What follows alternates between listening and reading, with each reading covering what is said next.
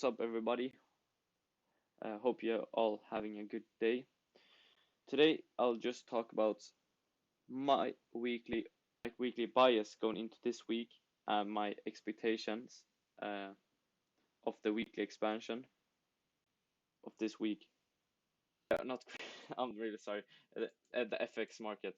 So, if we start off looking at the DXY, which I always do, you can see that on the weekly we have made a change of character to the upside, which I previously talked about.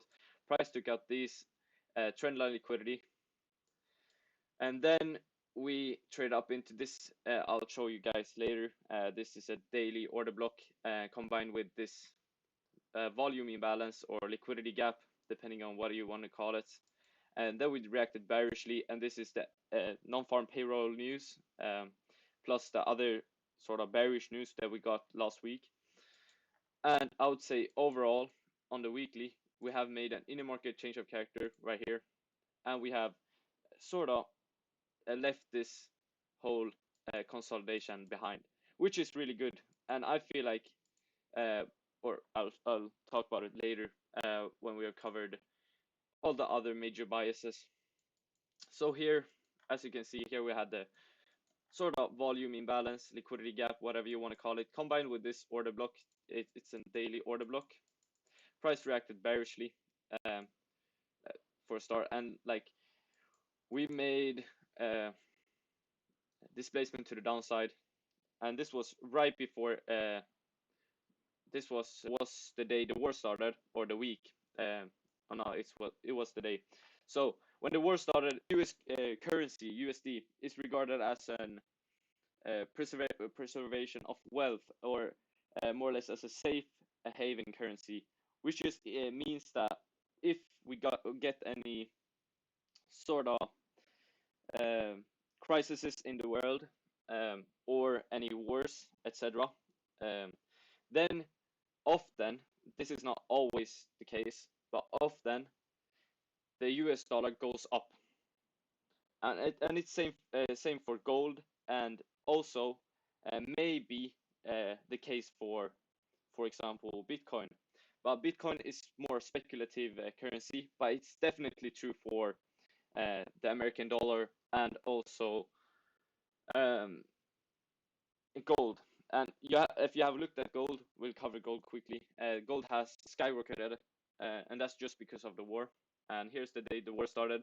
Then we sort of consolidated for a couple of days, or this was sort of 1 week.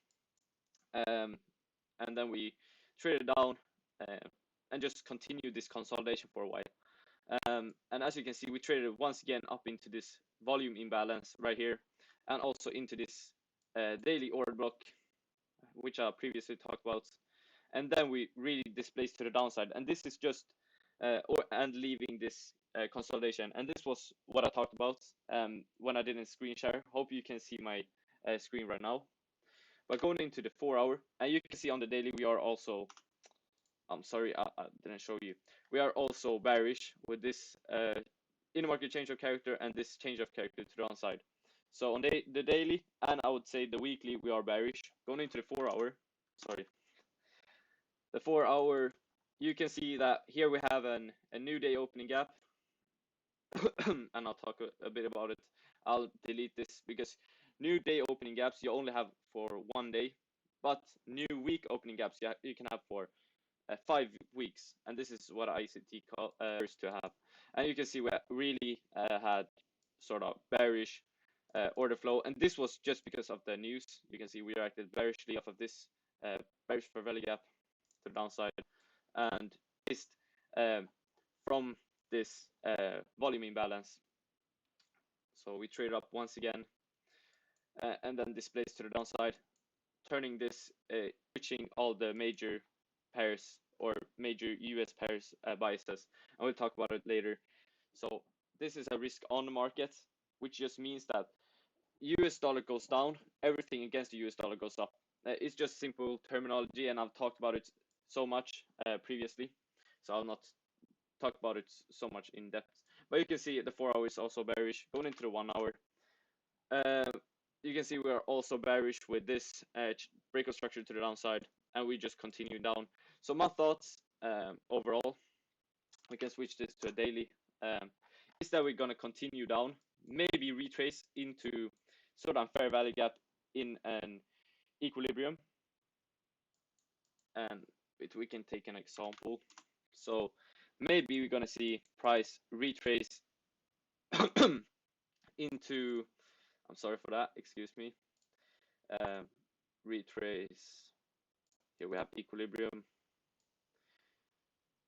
from this high maybe to, so maybe we're going to see price retrace into this fair value gap in a premium, or even this fair value gap, but it depends on how bearish the price is going to be. So if we react with this fair value gap, I would say we are gonna go like we're gonna be really bearish going forward, but the more likely option is the price is gonna trade up into this fair value gap right here, and we're not gonna see so much bearish tendencies.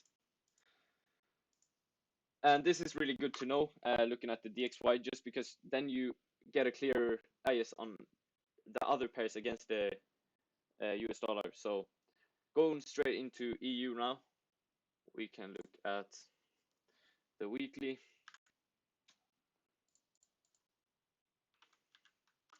1 week. So going into the weekly, you can see that we are bearish right here. But I would say we made an inner market change of character from this high, and then we swept this high. And this is just an inner market change of character, just because it's a really bad change of character, and that's just what I classify as an inner market change of character. And when the dollar is bearish, we're gonna see everything against the dollar, and this is the euro against the dollar, so we're gonna see some bullish tendencies if the American dollar continues up. Going into the daily, I can show you that it is also bullish with this change of character right here. Then we got this breakout structure. But if you look down here, you can see that we have trendline liquidity, which is which the market maybe is going to trade down to. I'm not saying it's gonna trade down to it this week, but maybe in the coming week we're gonna, when the price has turned more bearish and we have taken out some buy side liquidity, we're gonna see some bearish tendencies, and I feel like prices may going to take out this trendline liquidity, because this is this bears so much liquidity. Going into the 4 hour, hopefully you're with me and understanding. We made this change of character and then this breakout structure to the upside. So 4 hour also bullish. So weekly I would say bullish, daily I would say bullish, 4 hour I would say bullish, and going into the 1 hour we're also bullish. And this is really, you can see with this breakout structure, but if you just zoom in, you can see with this smaller breakout structures as well. You can see we're not bearish. But yeah, and then we can see if we look for PD arrays. So we have one PD array, which is really good right here, which I feel like price may be trading going to take out. And then we have this short-term PD array, which price maybe is going to take out this low, and maybe even this, because it's going to retrace, because we have a lot of fair value, just because of the news. And for higher time frame PD array, I would want price to trade up here and then maybe turn bearish again. We'll see what happens. Maybe it will just continue, just because the high time frames is more consistent. So if you get a change of character on the weekly, I would say it will continue for a couple of weeks, and that's if you get a close. So going into AU right now, you can see that on the weekly time frame we have made this sort of really weird change of character right here. And if the price continues up, which I feel like the price is going to do, and seek buy side liquidity, maybe trade up into a fair value gap like this fair value gap, because this is an equilibrium, so we can have this as a PD array on AU. Just saw this now. we can have this as MPD rate for AU. So I feel like we're gonna be bullish for this week. We're gonna close bullish at least. So yeah, and you can see we are bullish, I would say, on the weekly. Going into the daily, we are also bullish with this change of character to the upside. We have also this equal highs, and then we got this liquidity sweep, which is really good, and then we got this displacement to the upside, just because the DXY displays to the upside, downside, and EU also displays to the upside, and that's just because of the non-farm payroll and other news we got on the week. But as you can see, we have this, and this is a 4-hour fair value gap. That's why it's so weird. But you can also annotate this weekly or daily fair value gap, which I feel like price is going to retrace into and then continue up seeking buy side, because this is a really strong equal high, which price maybe is going to seek, or it's a really strong draw on liquidity. Going into gold, and all this will be posted. So if you miss anything, any part, or you can just ask any question you want. So if you miss anything, I can go back and talk about it. But yeah, going into the weekly time frame, you can see that we are bullish with this change of character. Going into the daily, you can see, and we have these fair value gaps on the daily time frame, which price may be seeking. But I feel like we're gonna continue up also on gold, just because of the fundamentals, which is, but we maybe are going to be bearish. But then I want to see a big bearish, like, displacement to the downside. And here we have buy side liquidity, which we may seek. I feel like we're gonna seek this. And we also took out this trendline liquidity or equal highs, depending on what you want to call it. And after we have taken out this buy side, I feel like we're gonna move down, just because then we have, or maybe it's want to take out this equal highs, but then gold is the highest price that it has ever been, which I feel like it's not gonna be sustainable for a longer time period. Going into the 4-hour, you can see this fair value gap, which we reacted bullishly, and here we reacted once again and displacing to the upside, or not sort of displacing, but on a lower time frame we displaced to the upside, and then we got this, sorry, the 1-hour, we are also bullish, just because we haven't, and you can see it's really choppy, so I wouldn't trade gold. If we get some big movements, maybe I'll trade it, or if it takes out this liquidity right here, because right here we have some trendline liquidity. You can call this a trendline liquidity. I'll just do like this. But gold looks really consolidated right now. So, but I think this week we're gonna see higher prices and gold seeking buy side. Of course, it can seek sell side, but I'm talking on a high time frame. And going into GJ now, the last pair. I'm not looking at GJ just because it has been really bad price action, and I can show you guys. So for some weeks now, we have just been in a consolidation, and until it leaves this consolidation, I'm not gonna look at it. So, but GJ, we have left sort of this consolidation behind bullishly. So I feel like the weekly is bullish with this break of change of character and break of structure to the upside. We haven't gotten any break of structure to the downside, so I feel like the coming week will be closing bullish on the weekly candle. You can see here we have this daily fair value gap, and on the daily time frame you can also see that we are bullish with this change of character and this break of structure, and we reacted bullishly with this daily fair value gap in equilibrium. Going into the 4-hour, you can see that we are 4-hour fair value gap in equilibrium. As you can see, this is the equilibrium. I'll delete this. And then we are bullish on the 4-hour as well. So on the major time frames, we are bullish. I feel like we're gonna seek this buy side liquidity. We may be are going to take out this sell side liquidity and then move up, displacing to the upside. And we don't have any. I'll talk about the news later. But I've posted the news for all of you to see, and it is. You already know the channel it is.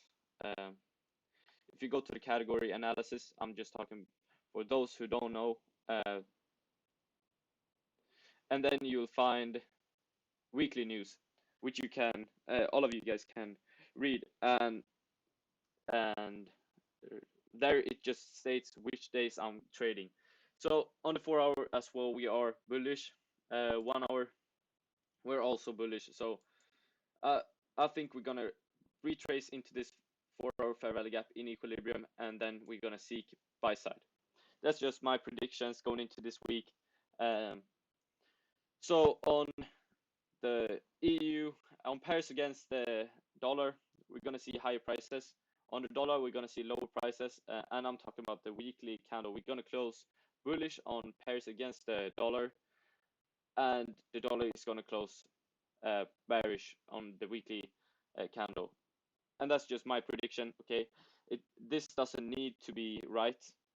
It's highly likely that I am wrong, but it's good just to annotate, and it's just good to think back, like when the weekly candle close does this happen, you can think like, oh yeah, he was right. But we'll see. And yeah, maybe I can just go through quickly the sort of news. It doesn't take a long time. So Monday, I'll not trade any JPY pairs, just because we have I don't know how to pronounce this shit, but this is the Japanese FOMC, and I'm not gonna trade any JPY pairs, but the rest is fine. I'm gonna trade all of the rest pairs, and it's really good. Monday is really good. Tuesday is also really good. We have some AUD news. We'll see if I trade any AUD pairs, but I'll just trade one. But yeah, on Wednesday I'll not trade, just because we have Fed Chairman Powell speaking. So the price action will be really probable. Will not move so much on Wednesday. Thursday I'll not trade either, just because we have Fed Chairman Powell speaking once again. He always speaks like he destroys the whole week. And then on Friday I'll just trade normally, all pairs. And that's it. Thank you guys for today. Hopefully this was insightful, and everything will be posted in the Discord. If you have any questions, just write or ask them out loud.